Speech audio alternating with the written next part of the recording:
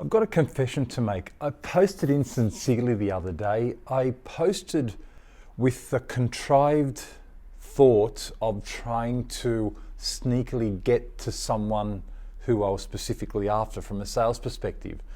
And the post failed. It was my normal viewership dropped, the engagement dropped, nothing seemed to work with it. And I know the reason why. It's because I was so far removed from my purpose. With sales, there's this tension between living your best life and selling. So hang in with me for a second here.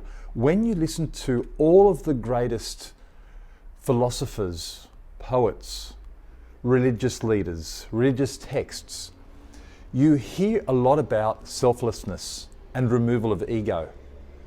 How do you balance that with sales? Because sales is all about getting above the pack, sticking your head up. Sales is all about putting yourself forward, being confident. All of those things that seem to contradict with living a life without ego, living a selfless life. How do you balance that? Self-promotion seems to be the greatest egotistical exercise on earth.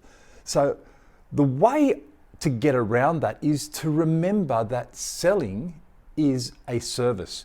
You are serving someone. So as soon as you think, let me serve you, you're automatically outside of your own ego. You're outside of yourself. You're helping the other person. So if the intention is to serve, if the intention is to help the other person, you remove the ego. But when the intention is, let me sell this thing to that person, let me write this post that's going to do whatever, you've lost that pure intention. You've lost that selflessness, and you're actually not living your best life. So I believe that sales is actually completely congruent with living your best life without ego.